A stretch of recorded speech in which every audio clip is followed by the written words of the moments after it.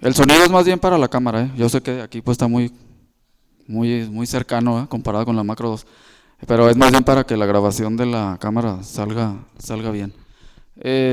Buenas tardes, les pedimos disculpas por, no, ahora sí que nos hicieron improvisar aquí.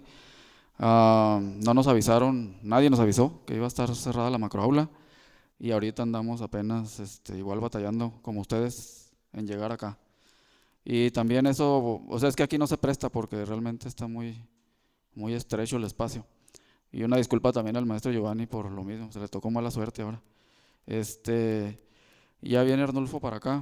Ah, las tarjetas están, los de mis grupos, las tarjetas están aquí atrás, yo creo que ya las vieron, ¿va? Ahorita me la entregan. Y los que vienen por los sellos de lo de Kobe, también si quieren no esperarse hasta el final, sino ahorita ahí durante la plática los vamos firmando y sellando.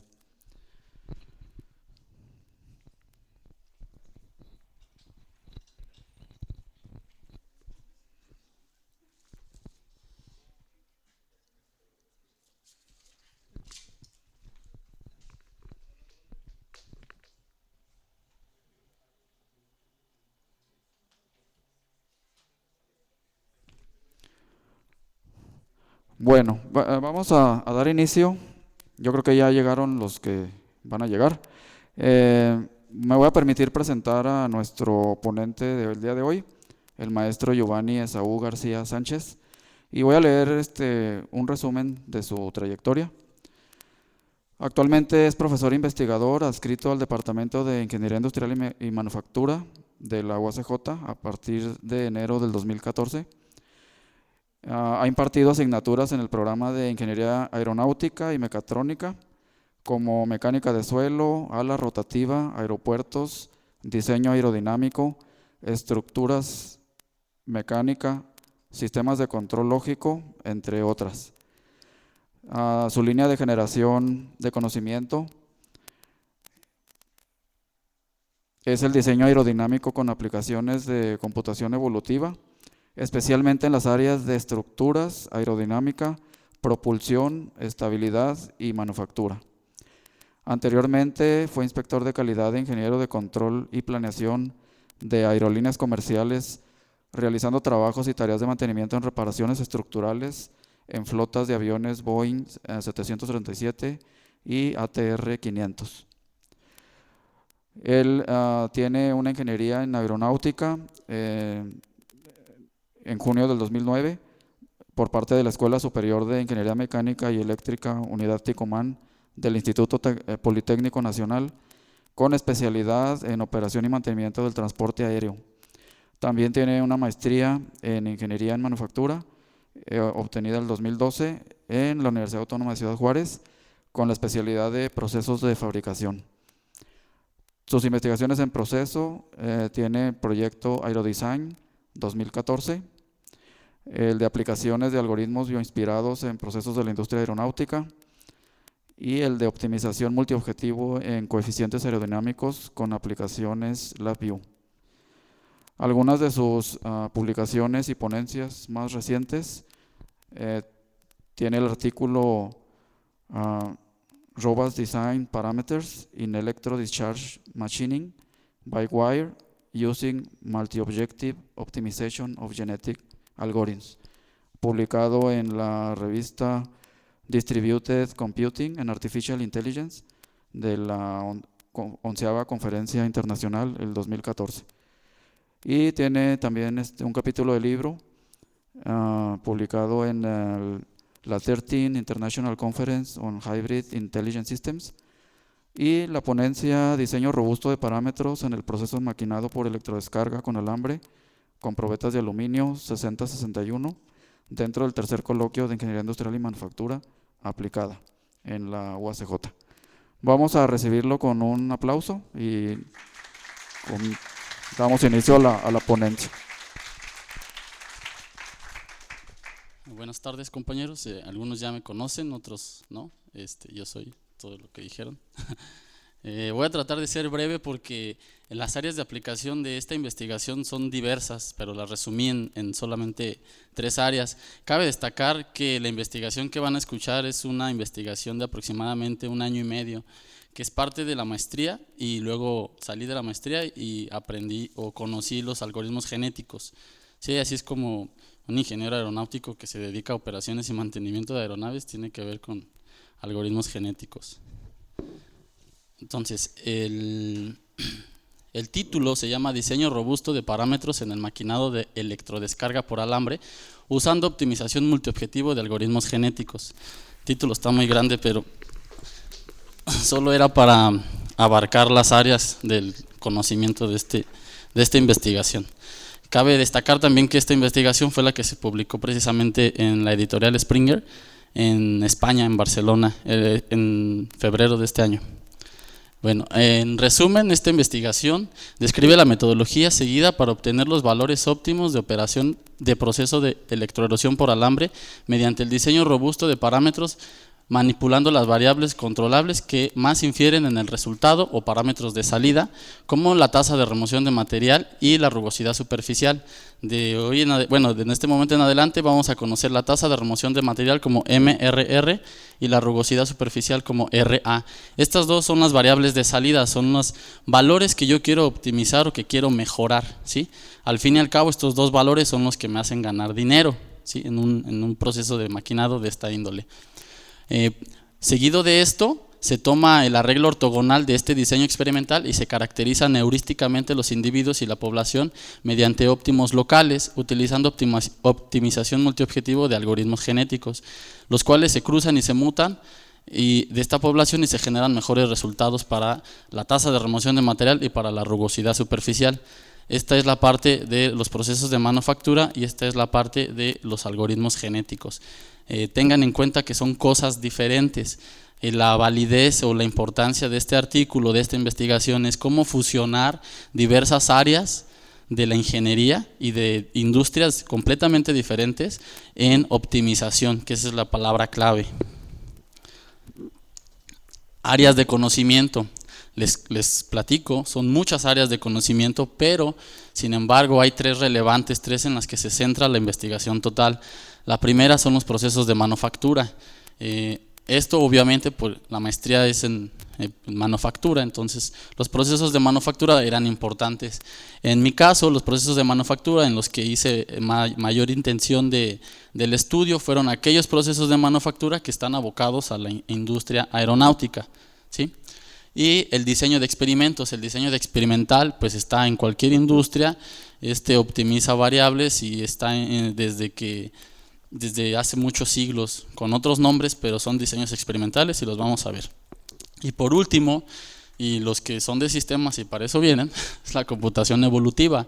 Cómo mezclas la computación evolutiva con los procesos de manufactura y el diseño experimental. En procesos de manufactura tenemos procesos que son tradicionales, que son los que desbastan o desgastan material y generan una viruta, o sea, basura, un material que ya es basura. Ejemplo de ellos tenemos procesos como el torno, la fresa, el cepillo, etcétera. Esos son procesos tradicionales. Características de los procesos tradicionales es que tienen piezas por millares, sacan piezas por millones, ¿sí? Hay algunas piezas de la manufactura de las industrias que son de tal magnitud de importancia que no pueden ser manufacturadas en un proceso convencional, tienen que ser manufacturadas en un proceso no convencional. Los procesos no convencionales responden a el uso de la química o de los efectos físicos que nosotros podemos manipular, como la corriente eléctrica, las descargas, etcétera, para el corte del material.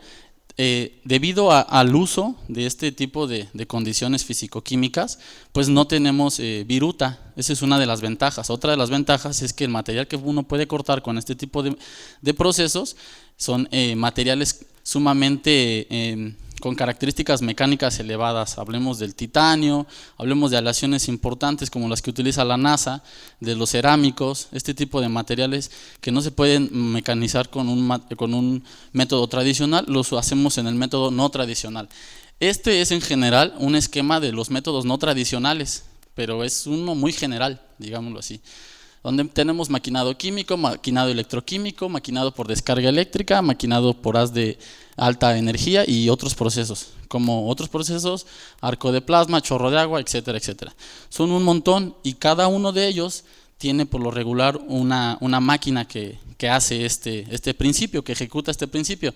Nosotros vamos a hablar en específico de la EDM, ¿sí? O electroerosión por descarga eléctrica mediante el uso de un alambre, ¿sí?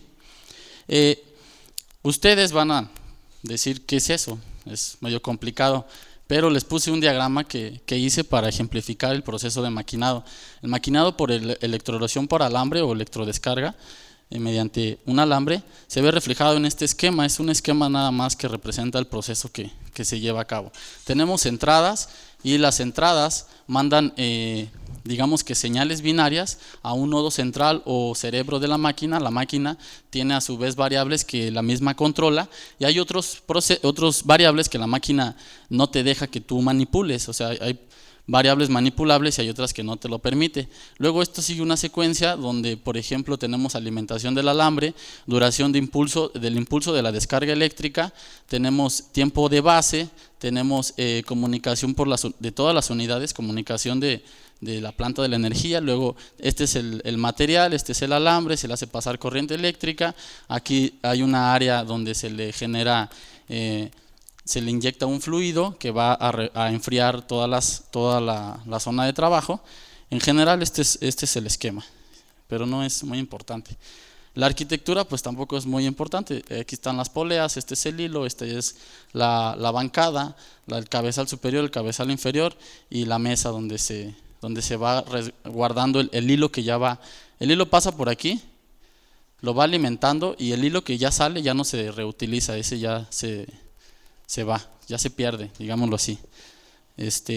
Cabe destacar que esta máquina la tiene la universidad aquí en el laboratorio de manufactura. Creo que desde hace un año no funciona, pero la tiene. Casualmente cuando yo la terminé de ocupar.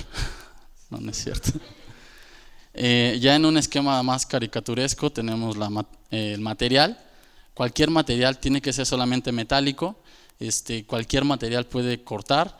Es por eso que esto lo utilizan en la industria aeroespacial, en la industria automotriz, porque tienen un montón de placas muy grandes que les hace figuras exactas, ¿sí? Tenemos el hilo, tiene la alimentación del hilo, el hilo tiene un área de trabajo, la cual empieza a desgastar por medio de electroerosión, ¿sí? A este hilo se le hace pasar una corriente eléctrica que genera una temperatura de hasta 800 grados centígrados y que es el dieléctrico refrigera o enfría la zona de trabajo. Bueno, en general así trabaja la máquina. Y hasta aquí terminamos, ya no necesito hablarles más sobre los procesos de manufactura. Yo trabajé en un proceso de manufactura no tradicional, hay muchas otras consideraciones, pero eso no va tanto al caso. Vamos a entrar ahora al área de diseño experimental. Gracias. Dentro del diseño experimental, les platicaba que la conocemos desde hace muchos siglos. Empezamos por estos diseños experimentales que se llamaban a prueba y error, y de hecho muchos lo siguen haciendo, ¿no? Que no saben cómo manipular algo y dicen, pues voy a moverle aquí a ver qué pasa. Es a prueba y error. Nosotros aprendimos y hemos estado evolucionando a prueba y error, a prueba y error. Cuando no sabemos cómo se controla algo y lo hacemos y ya cometimos un error y lo que sigue, ¿no? Ya decimos, ya no lo vamos a volver a hacer. Pero eso, pues obviamente que no es optimización, eso es mucho gasto de dinero y pérdida de tiempo. Y luego pasamos a entender que si manipulábamos solamente un factor de todos los que infieren en el proceso, tal vez teníamos un resultado más cercano, pero a eso se le llamó un factor a la vez, eso que nada más tenemos 3 variables, movemos una y a ver qué sucede y lo registramos. Y así, eso también no es optimización, eso también gasta mucho tiempo y no nos genera recursos materiales. Luego pasamos a entender lo que es el factorial completo y el factorial fraccionario. Estos ya son procesos debidos a la ingeniería y basados en la estadística.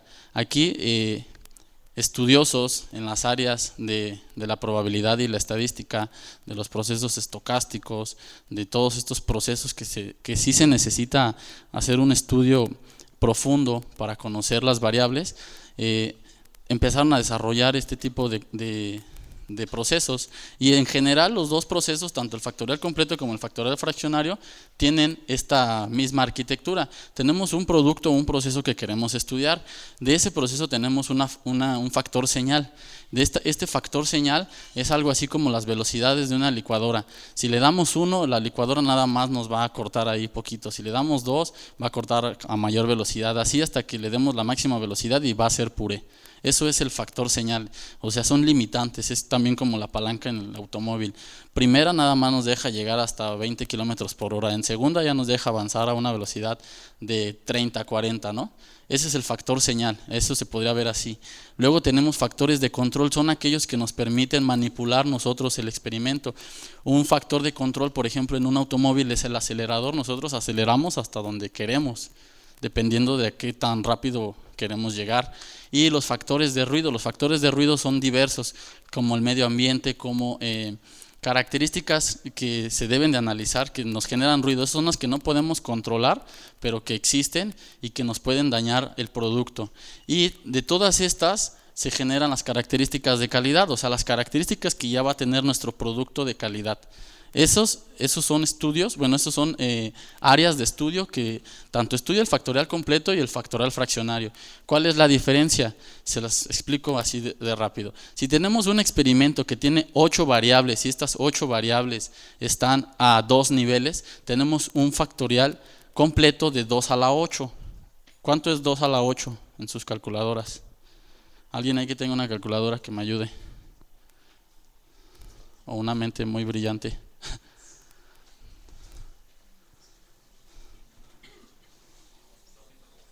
¿56? 256.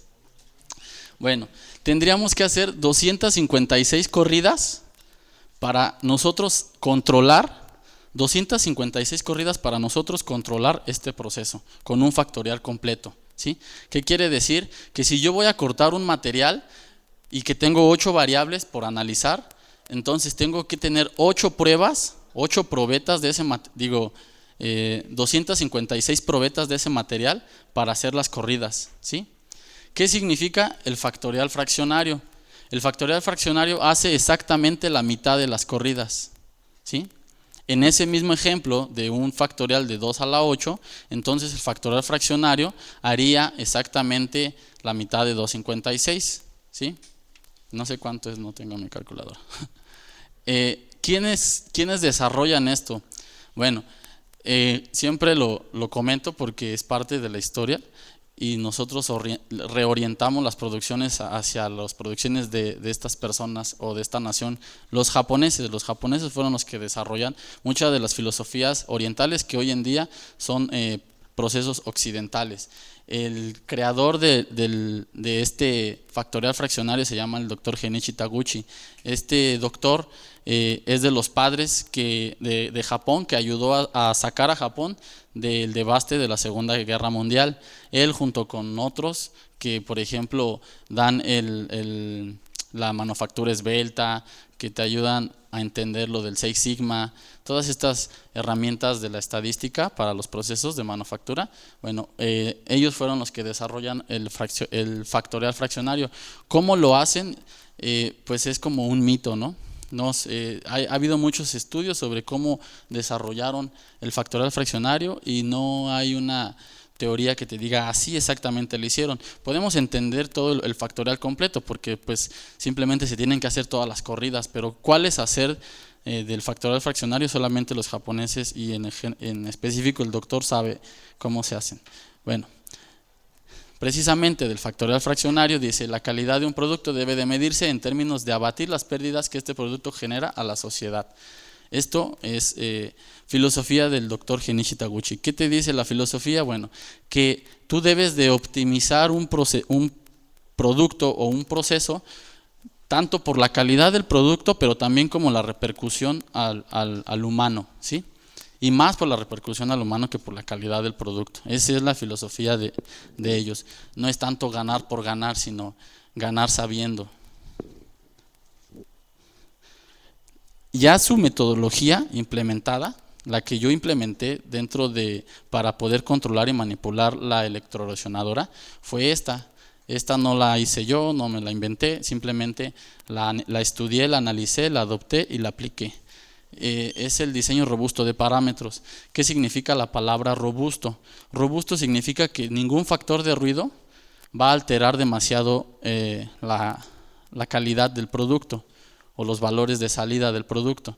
Eso es robustecer, hacerlo más, hacer un proceso más fuerte ante parámetros que tú no has controlado. Son 8 pasos, no son sencillos los pasos y menos para ya procesos que son reales. Tal vez en el cuaderno sí, pero en la realidad te cuestan demasiado trabajo llevarlos a cabo. El primero de ellos es la comprensión y planteamiento del problema, y desde ahí parte que hagas bien el diseño o no. Si tú no estás entendiendo realmente qué necesitas y cuál es tu problemática, pues entonces lo que sigas haciendo va a ser esto medular, que comprendas bien y plantees bien el problema al que tú vas a atacar o a resolver. Después tienes que identificar los valores ideales, en este caso pues de la electroreaccionadora, para el material que tú hayas asignado. En mi caso yo asigné aluminios, entonces todo mi estudio puede entrar en el uso de los aluminios. Después más adelante, con la aplicación de algoritmos genéticos, no se limita solo a aluminio, sino a otro tipo de metales. Después, desarrollar estrategias para factores de ruido. Tienes que desarrollar la forma más adecuada para atacar los ruidos. Y volvemos aquí a la tablita. Aplicando los 8 pasos del diseño robusto de parámetros de Taguchi, tenemos que los factores señal, o sea, los parámetros fijos que no me dejan mover el proceso, en mi máquina en la que yo analicé son estos: el régimen de corte, el número del hilo, el número del material, la estrategia, el modelo de mecanizado, la tensión del mecanizado y la corriente de impulsión de encendido. Estas variables no me las deja manipular la máquina, o sea, la máquina ya las da por default y tú no puedes hacer nada por eso. Entonces, tú tienes que entender que esas variables van a afectar a tu diseño y estudiarlas bien, ¿sí? Para saber en qué repercuten. Luego, los parámetros que sí puedo controlar, o sea, que yo sí puedo mover en esa máquina, fueron estos. De todos estos, como el tiempo de la impulsión corta, tiempo media del mecanizado, velocidad máxima de avance, consignación de inyección, tensión mecánica del hilo, pulse on time, pulse off time, velocidad y alimentación del hilo, todas estas son las que yo sí puedo controlar.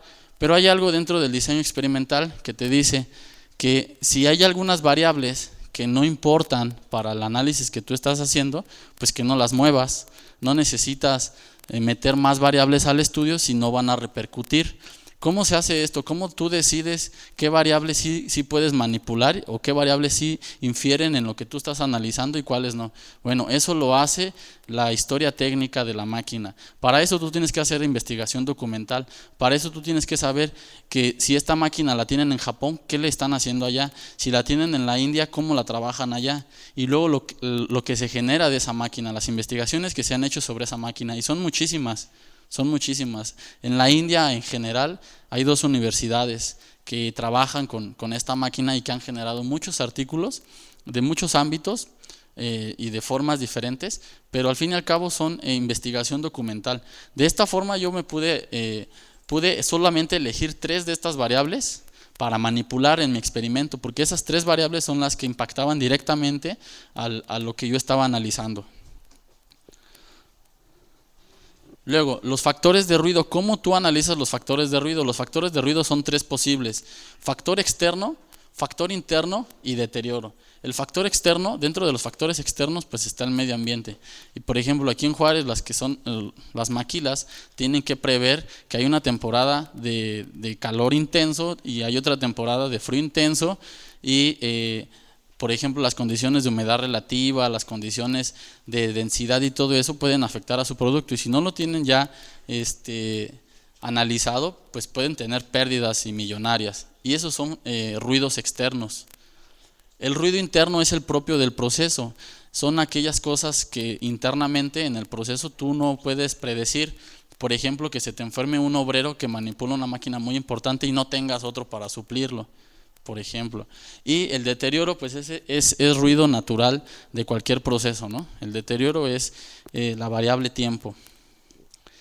Al ya analizar todas tus variables, ya estás en el paso 4. Dentro del paso 4 tienes que identificar los valores controlables y sus niveles. Ya les dije que yo esas tres variables las investigué por documentos que revisé de muchas universidades durante pues un gran tiempo, que fueron meses. Después de haber ya optado por analizar solo las tres variables más importantes para mi estudio, tú tienes que saber cuáles son sus niveles de operación, digamos que el más bajo y el más alto, ¿sí? Entonces los niveles de operación que yo decidí trabajar con estas tres variables fueron estos valores, ¿sí?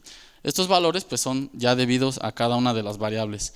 El pulso on y el pulso off y la velocidad de alimentación del hilo son lo más importante dentro del proceso. ¿Qué son estos pulsos? Bueno, estos pulsos se le está haciendo pasar corriente eléctrica al hilo, ¿sí? Pero se le hace pasar por pulsos. Estos pulsos duran micras de segundos. Esto se genera como así, como un pulso que manda electricidad y la quita, ¿sí? Pues el pulso off es cuando no la ha enviado y el pulso on cuando sí la ha enviado, ¿sí? Entonces tú puedes variar ese tiempo de aplicación de la electricidad. Y estos son sus valores. El óptimo, el que la máquina te dice como óptimo, o sea, la máquina ya trabaja solita. Si tú no has hecho ningún análisis, pues la máquina tú vas y le metes un material y le das enter, le metes las características del material y la máquina ya solita te dice, pues este es su valor óptimo, ¿sí? Pero eso es lo que la máquina dice, ¿verdad? Entonces, yo puse como óptimo lo que la máquina me decía, pero puse valores tanto muy abajo y muy alto, como que rangos. Después de tener esto, ya se hace la implementación del experimento. ¿Y cómo se hace la implementación del experimento? Gracias al arreglo ortogonal. Estas son las formas que Genichi Taguchi te dice para un arreglo ortogonal L4 o que es lo mismo 2 a la 3, ¿sí? Que significa que tengo tres variables a dos niveles. Esto es diseño experimental. ¿Cómo yo supe que en la primera corrida todos los valores van en 1, en la segunda corrida solamente el pulso on y la velocidad, el pulso on va en primer nivel y los otros dos en el segundo nivel? Bueno, esto lo dice Genichi Taguchi, ¿sí? Por eso es un fraccionario, porque él es el que me dice cómo hacerlo. Yo no lo propongo, él lo dice. Para muchos experimentos te dice cómo trabajar un L2, un L4, un L8, un L32, ¿sí? Y muchísimos más. Ahí es la habilidad pues ya de las filosofías del doctor. Después de que tenemos esto, pues llegamos al análisis de los datos. Ya haciendo las corridas, una corrida significa que yo corté un material de aluminio y lo hice cortar por la máquina con los niveles que me decía que lo hiciera. Y luego tienes que registrar todo eso. Para la corrida número 1 tenía una tasa de remoción de material de 3.7 pulgadas cuadradas sobre hora y se tardaba 15.26 minutos. Para la corrida 2, manipulando ahora los otros niveles, tenía 7.29 de tasa de remoción de material con 9.5 minutos. Y así, haciendo cada una de las corridas. Son 8 corridas porque son 2 niveles, o sea, son 4 para el primer nivel y 4 para el segundo nivel. Mientras más niveles tengas, vas a hacer el doble de corridas, ¿sí? Estas lecturas solamente son para la tasa de remoción de material, para ver cómo desbasta el material, en cuánto tiempo. Y estas otras lecturas son para la rugosidad superficial. Para esto utilicé un rugosímetro para sacar las probetas y pasarles el rugosímetro para ver qué tanta calidad tenía ese material. Igual se hacen otra vez de las mismas 8 corridas, pero ahora las lecturas, para la forma de medir y evitar repetibilidad y reproducibilidad, tuve que hacer toda esta serie de medidas a la misma probeta y calcular un promedio. Estos fueron los promedios. Obteniendo ya los valores del diseño experimental, todos estos se van estadísticamente a un software que se llama Minitab, que es de gran ayuda para los ingenieros. Con estos valores tú vas a meter a generar el diseño robusto de parámetros en Minitab y te va a dar valores, te va a dar gráficas como estas, ¿sí? La metodología de Taguchi es la que te dice cuál es el valor que vas a elegir. Si se dan cuenta que aquí elegí el más alto, pero aquí el más bajo, aquí elegí el que más se acercaba a la media, ¿sí? Bueno, esto también te lo da la teoría del diseño experimental y en general las filosofías de Taguchi. Estos valores que están en flechitas son los niveles óptimos de operación de la máquina para la tasa de remoción de material y para la rugosidad superficial. Estos valores me dieron el diseño original, o sea, si yo no le hubiera metido ningún diseño experimental a la máquina, el diseño original tiene una desviación estándar de 157.33. El diseño, después de haber implementado el diseño robusto, me daba una desviación estándar de 124.16. Y ya sabemos que mientras menos desviación estándar tiene nuestro proceso, es más controlable y predecible, que es lo que se busca. Esto es para la tasa de remoción de material. Para la rugosidad superficial teníamos una desviación estándar de 3.68 y la otra de 9.07. Las ganancias se miden en decibeles porque la función que describe la señal se llama señal ruido. Entonces el valor en que tú mides las desviaciones estándar está en decibeles. Y luego hay una tablita así en general que te dice que si tú tienes una ganancia de 0.1, tienes 1.1% ya de reducción de la variabilidad. Y como pudimos observar, en una obtengo una ganancia de 2 y en la otra tengo una ganancia de 7 aproximadamente. Eso se ve ejemplificado acá. Al tener una ganancia en uno de 2, tengo más o menos una ganancia del 20%. Y la otra que tenía de 7, que está entre estas dos, tenía una ganancia de más del 50%. En la que tenía de más del 50% era la tasa de remoción de material. Traducido en otras palabras para que me entiendan, con los niveles que yo podía manipular y al manipularlos, la máquina se tarda exactamente el 50% de tiempo menos que antes de que yo metiera el diseño experimental. Para que lo entiendan mejor, si se tarda el 50% menos, significa que voy a gastar el 50% menos de electricidad y que voy a optimizar el tiempo en el 50%. Eso es un montón de dinero traducido ya para las empresas. Si tú les dices, yo te voy a dar la fórmula para que tú hagas esto en la mitad del tiempo y que aparte te produzca el 20% de mejor calidad, pues está como que justificado tu trabajo en esa empresa. Los niveles óptimos, ya después de haber aplicado Minitab y de haber leído todas las estadísticas, son estos.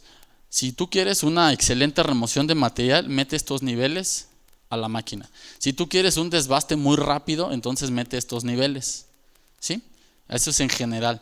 La ganancia ya estimada y haciendo las interpolaciones adecuadas, la ganancia con la interpolación con la implementación del diseño robusto de parámetros es del 57% para la remoción de material. Yo optimizo el 57% en tiempo para la remoción y el 21% de calidad para la rugosidad superficial.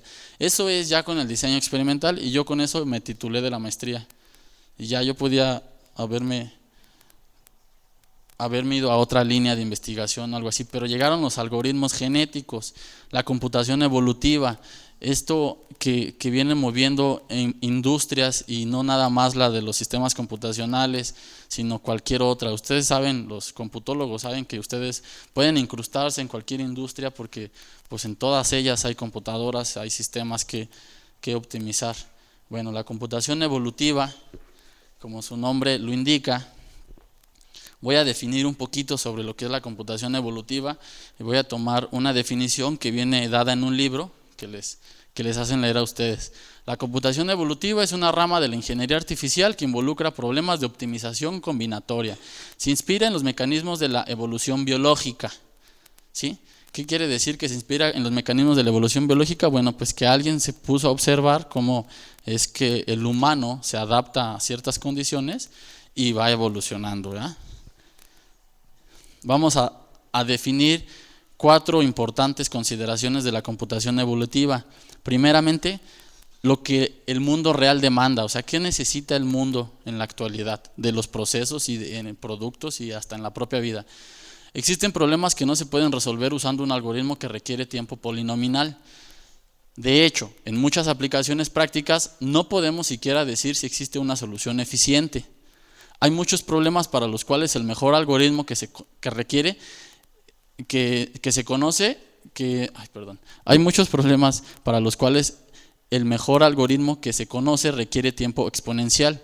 Y aquí tomo dos cosas importantes: tiempo polinomial y tiempo exponencial. Esto deriva de una teoría que se llama teoría computacional, algo así, ¿sí? Que habla sobre, tú estás desarrollando un programa y si tu programa soluciona el problema en un tiempo finito, pues tu programa tiene un tiempo polinomial, ¿sí? Si tú desarrollas un programa para resolver un problema y este problema tiene crecimiento y crecimiento y crecimiento, entonces la solución no es la más óptima, sino significa que el tiempo es exponencial, ¿sí? Mientras más pasa el tiempo, el problema se va exponencial, entonces tu programa es inútil, se puede decir. Ahí es donde se incrustan los algoritmos genéticos en este tipo de problemas. Luego, ¿qué es una heurística? En el título les decía que yo les estaba dando una solución heurística al proceso de manufactura. Una definición más precisa la proporciona Rives. Bueno, antes de esto les comento, la primera persona que utilizó la palabra heurística fue Albert Einstein cuando ganó el premio Nobel, que fue supo entender cómo viajaban los fotones, ¿sí? No recuerdo bien, pero la ganó por eso y no por la teoría de la relatividad. Por eso no ganó nada, pero por cómo viajaban la luz que viaja en paquetes de fotones, por eso sí ganó por eso sí ganó el premio Nobel. Y él utilizó la palabra heurística, haciendo referencia a una solución heurística. Y ahora vamos a entender ahora sí la definición de Rives, que una heurística es una técnica que busca soluciones buenas, es decir, casi óptimas, a un costo computacional razonable, aunque sin garantizar factibilidad de las mismas. En algunos casos ni siquiera puede determinar qué tan cerca del óptimo se encuentra una solución factible en particular. Eso es la heurística, o sea, tienes un problema exponencial, de tiempo exponencial, no tienes una forma de solucionarlo. Bueno, tienes una solución heurística, que es una solución más acercada al óptimo, por eso dice casi óptimo, ¿sí? Y aparte, no te garantiza que sea lo más factible, pero es lo único que hay, o lo único en lo que hemos avanzado, por eso se llama heurístico. Ahora también heurístico en la ingeniería artificial se refiere a la solución de problemas de problemas no lineales. A lo mejor no me entienden mucho eso, pero a eso se refiere también la heurística dentro de la inteligencia artificial. Ahora voy a hablar del óptimo global. Hay un doctor en ICSA que dice que hace mucha referencia al amor. Dice que si tú encontraste el amor de tu vida, a lo mejor ese amor de tu vida es un óptimo local. Alguien de ahí de tu colonia, ¿no? Que tú lo conoces desde chavito, desde chavita, y dices, ay, es el amor de mi vida. Pero a lo mejor ese es tu óptimo local, o lo mejor que puedes encontrar ahí en tu colonia, ¿no? En otras palabras. Y a lo mejor existe un óptimo global que no conoces, anda en Francia, en China, no sé dónde anda. Bueno, la computación evolutiva se trata de encontrar el óptimo global y no el óptimo local, ¿sí? Sin embargo, existen problemas donde hay que encontrar el óptimo local, porque sería mucho gasto innecesario para encontrar un óptimo global. Y ese es mi caso, ese es el caso donde yo apliqué. Pero les explico. El objetivo principal de cualquier técnica de optimización es encontrar el óptimo o los óptimos globales de cualquier problema, no los locales. En matemáticas hasta existe un área que se ocupa del desarrollo de formalismos que nos permiten garantizar la convergencia de un método hacia el óptimo global de un problema. Los cálculos. Técnicas heurística aplicada. La técnica heurística que yo apliqué para implementar un algoritmo genético al diseño robusto de parámetros.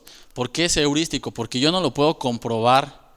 Yo no puedo decir, así se hace, porque nadie lo ha hecho en el mundo, nadie hizo lo que yo he hecho, o tal cual como yo lo hice, sino es una propuesta que yo pongo en la mesa y que cualquier otro observador del mundo va a decir, ¿qué hizo este muchacho? Se va a fijar en lo que yo estoy haciendo y a lo mejor le surge una idea y de ahí evoluciona mi idea que yo tenía a algo mejor. Entonces, mi forma de entregar eso es esta, es una técnica heurística aplicada en lo que yo estoy investigando. Está basada en el proceso de maquinado de electroerosión. El tiempo de la remoción y la rugosidad son cruciales, son mis valores de salida. Requiere de parámetros iniciales y finales y una función de variación. La función de variación son las funciones de ruido. Y luego es un algoritmo probabilístico de búsqueda local. Lo que les dije, para mí no es necesario encontrar un global, ¿sí? No lo es porque el tiempo y los parámetros, el rango de operación de mis variables, solamente me permite buscar un óptimo local. El global sería obsoleto.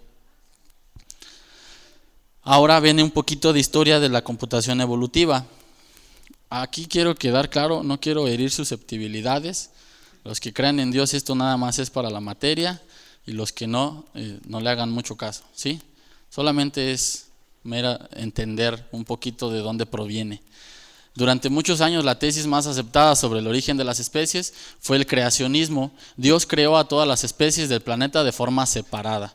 Y aquí tenemos está en la Capilla Sixtina, me parece, es un Miguel Ángel. Pero George Louis, o mejor conocido Conde de Buffon, fue tal vez el primero en especular 100 años antes de Darwin que las especies se originaron entre sí, e incluso especuló sobre la posible existencia de un ancestro común entre el hombre y los simios. En el volumen 14 de su History Natural, de su obra, argumenta que todos los cuadrúpedos del mundo se desarrollaron a partir de un conjunto original de solo 38 cuadrúpedos. Es por ello que algunos lo consideran un transformista y precursor de las ideas de Darwin. Estoy hablando de 1700, y él ya tenía ideas o ya estaba concibiendo la forma en que un solo cuadrúpedo provenía de 38 ancestros, ¿sí? Pero adivinen qué le pasó a ese señor.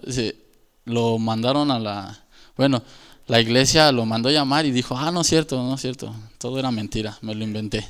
Sí, se retractó de todo. Yo haría lo mismo por salvar la vida. El naturista inglés, ahora sí, Charles Darwin. Antes de Darwin no lo puse, pero es también muy importante. Lamarck, ¿se acuerdan de Lamarck?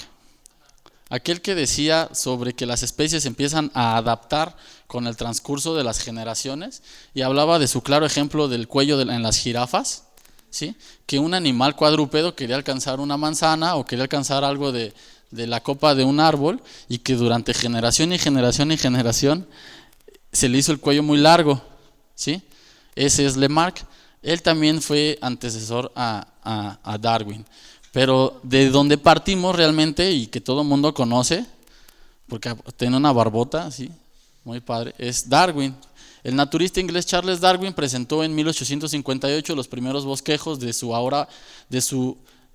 obra, ahora famosa teoría sobre el origen de las especies. Su obra se publica el 24 de noviembre de 1859 y se considera como una de las obras científicas más importantes de todos los tiempos. Darwin entendió que toda la población consiste de individuos ligeramente distintos entre sí, y que estas pequeñas variaciones hacen que cada uno tenga distintas capacidades para adaptarse a su medio ambiente, así como para reproducirse y para transmitir sus rasgos a sus descendientes. Esto es lo que nos propone Darwin, ¿sí? En la teoría de 1859. Esto es historia, ¿no? Así es como la pelea del creacionismo con las ideas de la evolución de Darwin. Pero ya entrados en materia, las primeras personas que evolucionaron este conocimiento a un proceso científico, para la producción podemos decir que la evolución natural ha sido vista como un proceso de aprendizaje desde 1930 con el trabajo de Welter. Este señor era, me parece que un biólogo o evolucionista natural que empezó a observar mejor los términos que nos presentaba Darwin. Luego el célebre matemático Alan Matheson reconoce también una conexión obvia entre la evolución y el aprendizaje de una máquina, y esto lo presentan en un artículo de 1950. Desde los 30 a los 50 había ideas revolucionarias sobre evolucionar procesos de maquinado, ¿no? Y hasta nosotros vemos y sabemos, por ejemplo, Ford evolucionó de tener ya líneas de producción. Cuando antes hacían un automóvil, no sé, 10 personas y se tardaban 3 días, evolucionó a poner una línea de producción donde cada operador hiciera una tarea y esto agilizara el tiempo y entregaran en un día 10 automóviles, ¿no? Ese tipo es lo que el matemático entendió, que los propios procesos de las máquinas son obviamente evolutivas. Luego, al primero que mete el término de algoritmo genético es a fines de 1950 y principios de los 1960, el biólogo inglés Alex Fraser publicó una serie de trabajos sobre la evolución de los sistemas biológicos en una computadora digital, dando la inspiración para lo que después se convertiría en el algoritmo genético. El personaje muere en el 2002, pero él es el que nos da ya una referencia sobre que en algún sistema computacional puede haber algo parecido a algo más biológico, un algoritmo genético. Y al que muchos le consideran el padre de la genética o del algoritmo genético es el Dr. Hans, que fue tal vez el primero en ver la evolución como un proceso de optimización, además de realizar una serie de las primeras simulaciones con cadenas binarias que se procesaron por medio de reproducción sexual o asexual, selección y mutación, en lo que sería otro claro predecesor del algoritmo genético. ¿Esto a qué nos lleva? Pasaron muchos personajes más científicos que fueron dejando su trabajo en la computación evolutiva y en los algoritmos genéticos y en los algoritmos bioinspirados. A alguien se le ocurrió observar cómo es que las hormigas llevan el alimento al hormiguero y eso ya se generó un algoritmo genético. Las hormigas salen millones de la casita y todas en miles de direcciones. Cuando uno encuentra alimento va dejando una feromona donde toma el alimento y cuando regresa a casa va dejando una feromona que otras detectan y entonces empiezan a seguir ese camino de feromonas y ellas también van dejando feromona. Esto va remarcando el camino y así es como las hormigas, todas en equipo, encuentran el alimento y lo traen, ¿sí? Esto es un algoritmo ya bioinspirado. ¿Qué es eso? Que una computadora matemáticamente hace o ejemplifica lo que hacen las hormigas. Otro de los algoritmos parecidos es cuando viajan las aves. Las aves viajan en parvadas y siempre va un líder. El líder es el que toma las decisiones de en qué corriente entrar y en qué corriente de aire no entrar. Cuando el líder cambia de posición o está virando, la que va al lado de ella percibe la estela o el cambio de flujo y también se mueve hacia el mismo sentido. Y la que viene atrás también hace lo mismo y así hasta que todas las parvadas se ven bien bonitas como todas van virando, ¿sí? Eso es un algoritmo genético. También es un algoritmo que se puede aplicar en procesos de manufactura. A mí se me ocurre que tenemos una línea de producción donde tenemos muchas máquinas y tenemos que están pasando los productos y pasan los productos y cuando una se descompone, las demás perciben que la otra no está funcionando y entonces paran la producción para evitar estar pasando producto y que se esté encajonando o haciendo un cuello de botella, ¿sí? Eso sería utilizar un algoritmo bioinspirado como el de las aves en un proceso de manufactura. Bueno, los algoritmos básicos, el pensamiento evolutivo actual, después de haber obtenido todos los pensamientos desde Darwin hasta la actualidad, el pensamiento evolutivo actual gira en torno al neodarwinismo, ahora ya se le llama neodarwinismo. ¿Por qué? Porque llegó un personaje que fue Mendel, que habló también sobre la evolución de las especies, llegó otro personaje que hablaba sobre las células que pueden transmitir la genética y sobre células que no pueden transmitir genética. Todo esto ya se concibe como el neodarwinismo, el cual establece que toda la vida en el planeta puede explicarse solo a través de 4 procesos. La vida estoy hablando, la reproducción, la mutación, la competencia y la selección. Estos 4 procesos son en cualquier ser viviente, se puede decir. El algoritmo básico es el siguiente. Un algoritmo genético aplicado dentro de una computadora es generar aleatoriamente una población inicial y de aquí parte algo muy importante. Todos los procesos estadísticos deben de ser aleatorios. Tú no debes de influenciar el resultado, tú debes de observar aleatoriamente a tus individuos y es por eso que generar aleatoriamente una población es muy importante dentro de los algoritmos genéticos. Calcular aptitud de cada individuo. ¿Cómo calcular la aptitud de cada individuo? O sea, nosotros estamos compuestos de genes, de cromosomas y de aleolos, ¿sí? Un aleolo te dice que tu pelo va a ser negro y va a ser chino. Otro aleolo va a decir que tu tez de piel va a ser de determinado color, ¿sí? Esa es la aptitud de los individuos. Tú tienes que caracterizar a cada individuo para que éste tenga estas características, valga la redundancia. Seleccionar probabilísticamente con base a la aptitud. ¿Qué aptitudes son las que mejor te convienen? ¿Sí?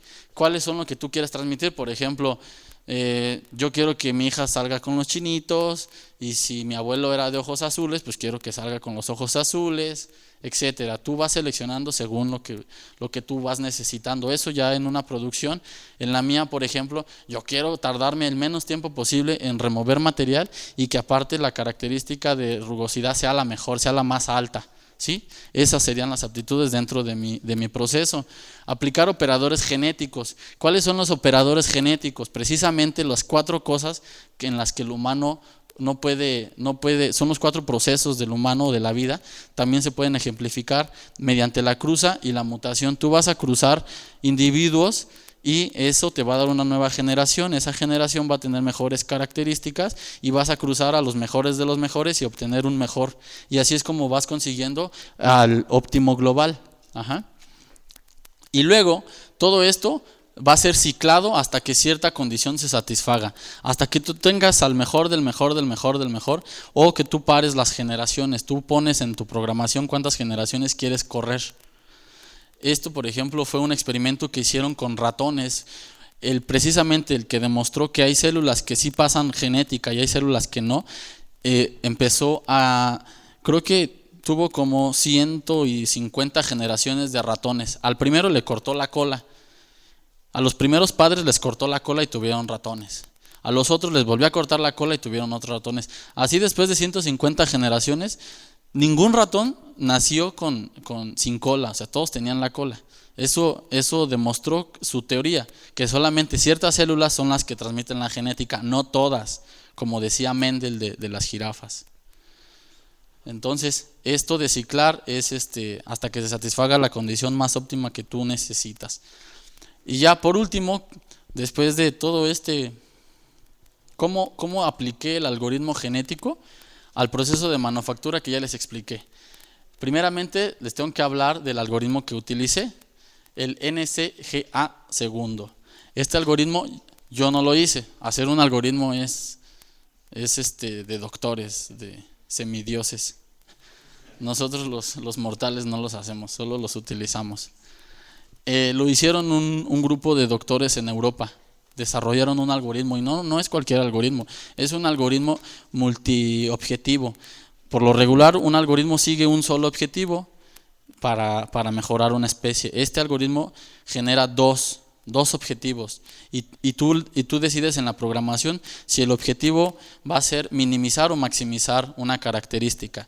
Bueno, este algoritmo se utilizó para confirmar los parámetros del mecanizado óptimo para múltiples objetivos de salida mediante el uso de las combinaciones propuestas por el diseño robusto.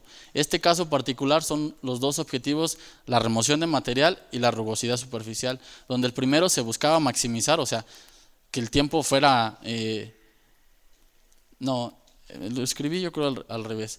La remoción de material quiero minimizar y la rugosidad superficial... Ya me confundí. No, sí está bien. Lo que busco es maximizar la remoción de material, menos tiempo, y minimizar la rugosidad superficial, menos rugoso. El objetivo del algoritmo que apliqué en la electrorracionadora es mejorar el ajuste de soluciones adaptativas de la población limitada por el conjunto de funciones objetivo, en este caso 2 funciones objetivo.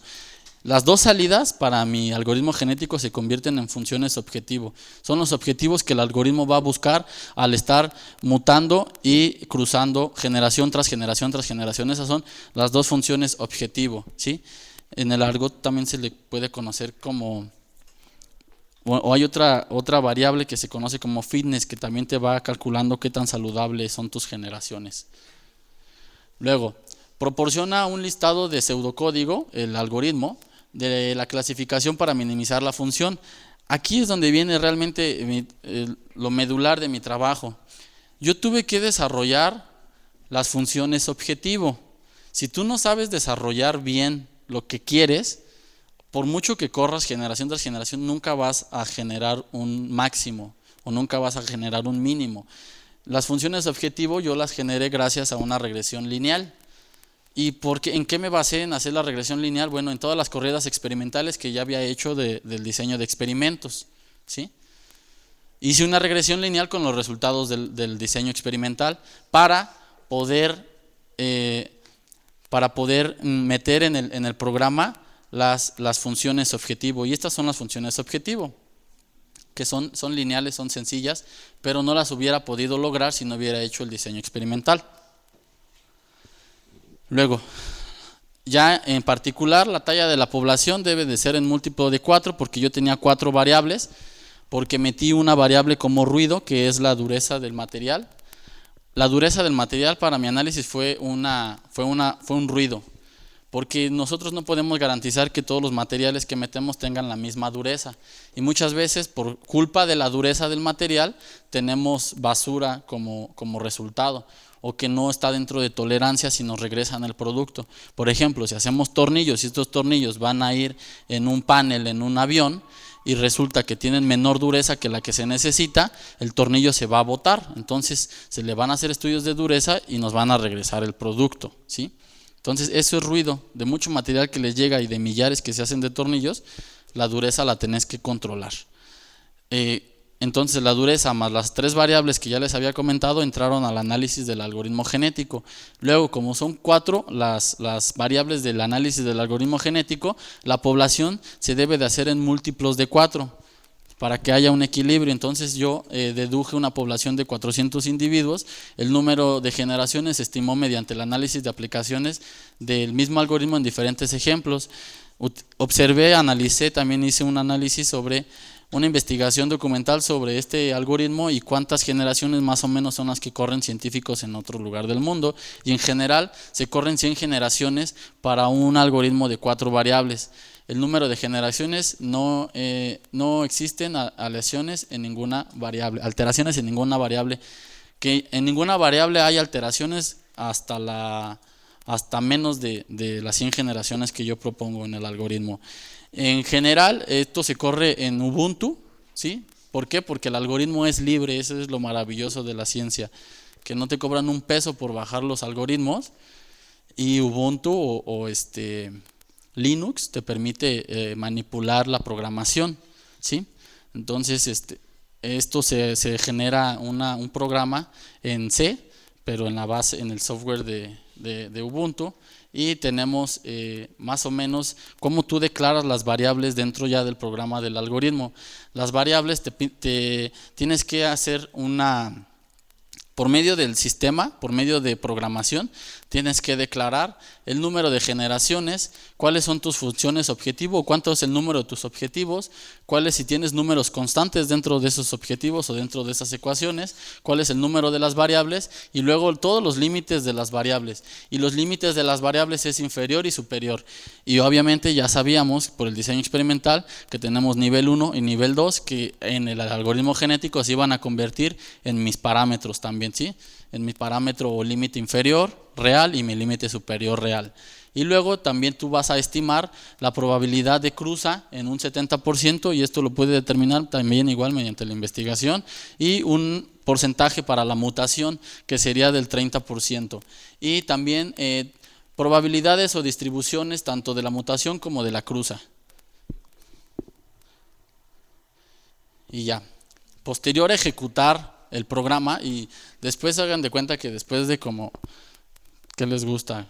Como 1 año y 7 meses le tenía que dar enter a la máquina para que corriera, y dije, se va a tardar mucho, ¿no? En menos de 3 segundos todo lo que había hecho se resumía en observar si lo que planteé era correcto o no era correcto, y sí me dio. Eso espero, ¿verdad? Como es heurístico, pues de todos modos no habría otra solución. Posterior a ejecutar el algoritmo no determinado, no dominante, se recopilan los valores para cada variable después de haberse cumplido las 100 generaciones propuestas en el algoritmo, quedando como valores óptimos los siguientes mostrados en la tabla. Obtuve estos valores. Son los valores que el algoritmo genético me dio como óptimos locales. ¿Y por qué locales? Porque lo limité. Si no lo hubiera limitado, hubieran corrido y me hubiera encontrado un óptimo global. Pero no debo de encontrar un óptimo global porque yo no le puedo meter cualquier valor a la máquina, ¿sí? O sea, solamente la máquina me permite un límite. Entonces esto es lo que a mí me dice la máquina que debo de meter en mis niveles. Si yo pudiera digitar en la computadora de la máquina, le tendría que dar 1.19 para el impulso A, 9.99 para el impulso B, o on y off, y el valor de 6 para la velocidad de alimentación del alambre, y me iba a dar un promedio de la rugosidad de 55.20, que esta es la rugosidad que yo digo, la dureza que yo buscaba, es la nominal. Una para el objetivo 1 y otra para el objetivo 2, los niveles para el objetivo 1 y los niveles para el objetivo 2. ¿Se acuerdan que tengo dos objetivos? Uno que sea menor tiempo de remoción y el otro la mejor calidad, ¿sí? Y listo, ya los resultados finales se pueden observar aquí. Tengo el diseño original que me daba la máquina, tengo el diseño robusto que hice con el diseño experimental y tengo la optimización multiobjetivo para la remoción de material, la tasa de remoción de material. Tengo los resultados para la rugosidad superficial, también el diseño original de la máquina, el diseño robusto o el diseño experimental y la optimización multiobjetivo. Todos estos se miden en decibeles, en factores de ruido de la máquina. Las ganancias se calculan en porcentajes mediante la tablita que les enseñé anteriormente, y con el algoritmo genético encontró el mismo óptimo local que yo encontré para el diseño experimental, que fue de 57%, pero adivinen, maximizó 8 puntos la remoción de la rugosidad superficial. El algoritmo genético me comprobó una y me maximizó otra, todavía la hizo más óptima, 8 puntos más, 8% más tengo de mejor calidad dentro de la remoción, dentro de la rugosidad superficial, gracias al algoritmo genético. Con esto se termina en general lo que yo apliqué, lo que yo hice, lo que a mí se me vino. Conclusión: yo me tardé, les decía, como 1 año y medio más o menos para hacer esto dentro del estudio de la maestría y haciendo pruebas de comprobación, haciendo corridas, maquinando material, gastando en ese material, llevando a la máquina a sus límites, etcétera, etcétera, mediante el diseño de experimentos.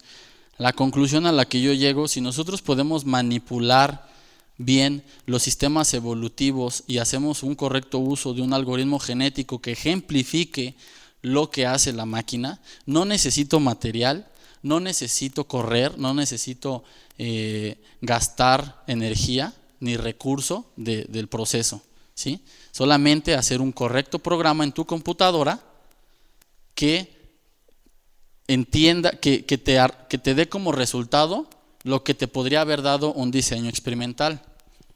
¿Qué quiere decir? Que si yo hubiera podido entender mejor a la máquina desde el inicio, yo no tenía que haber hecho el diseño experimental. Con el puro algoritmo genético me hubiera dado los valores óptimos y ya no hubiera gastado en material ni en nada de la máquina. ¿Sí me entienden?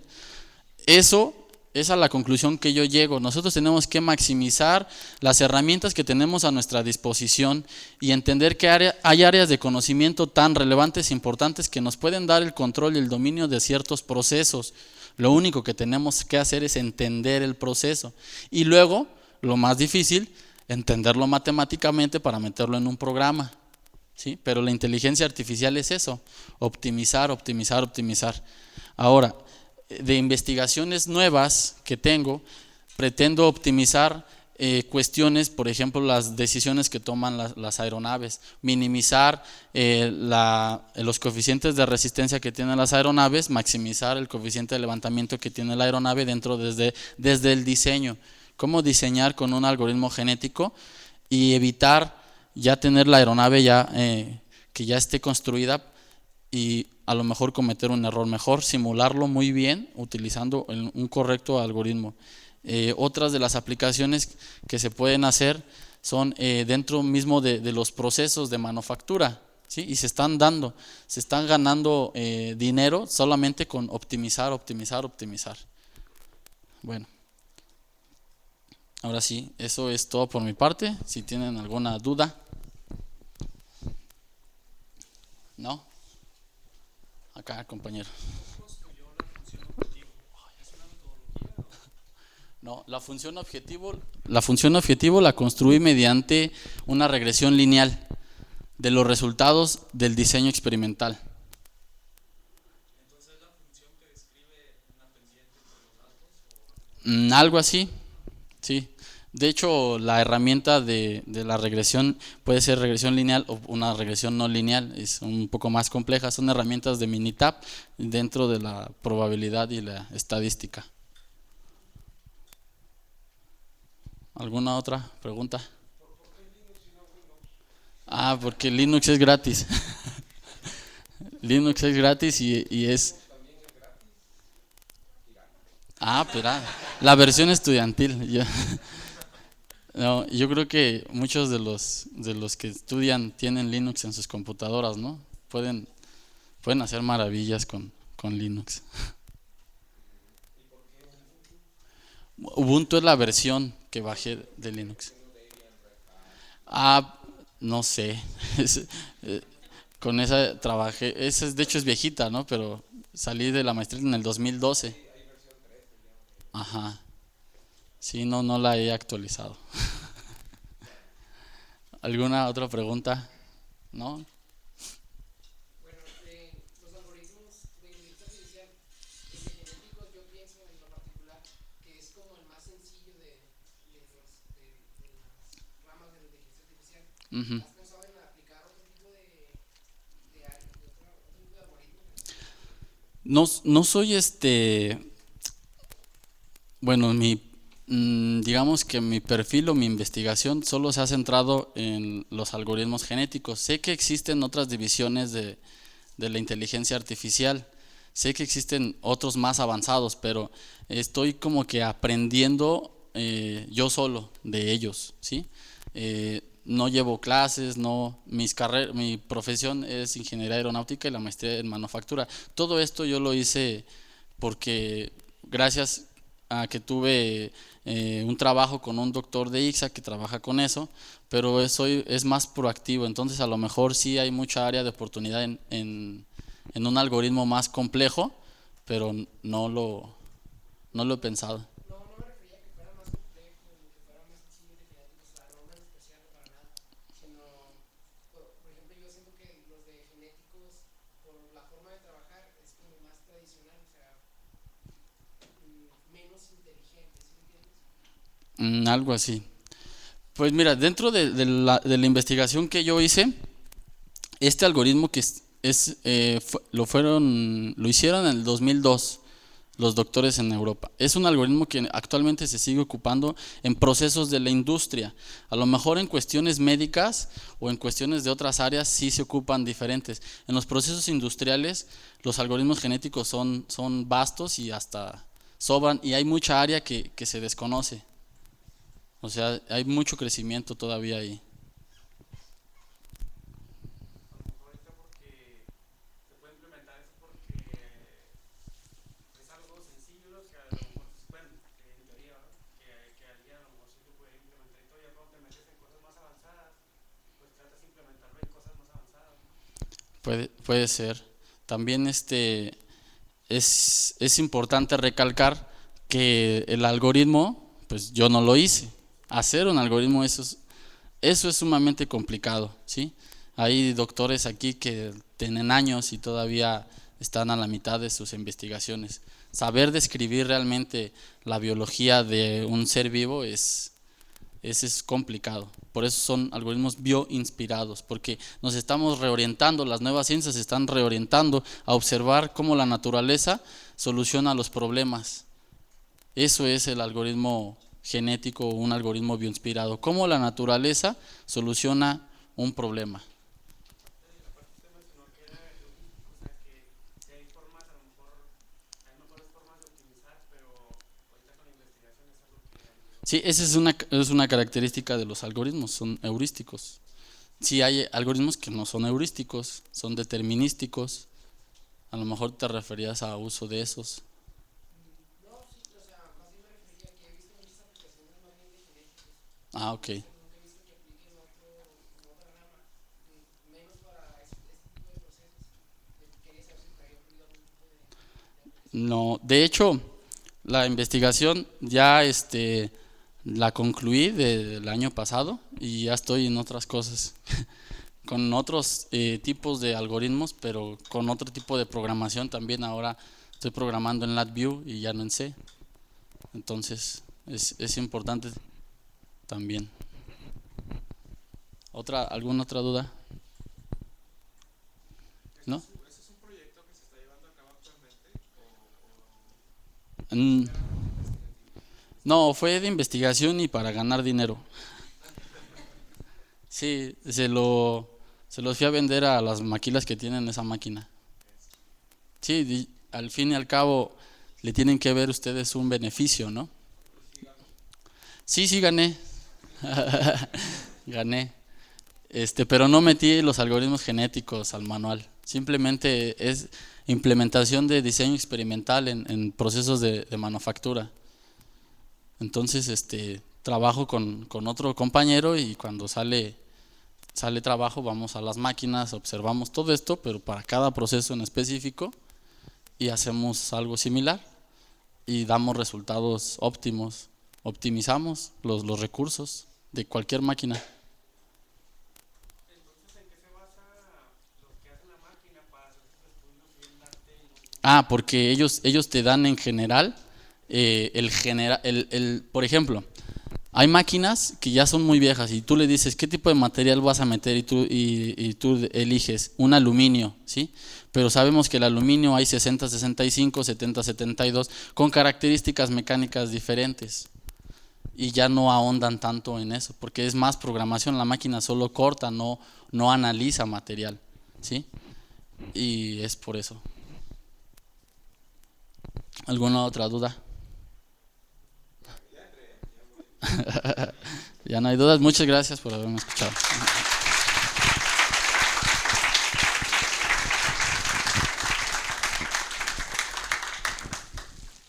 Aquí también ganó camiseta.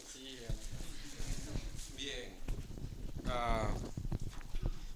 El foro de la Sociedad de Estudios en Computación, a través de este documento, le reconoce al maestro en ingeniería el haber venido a dar esta conferencia. Les pido que le damos otro aplauso.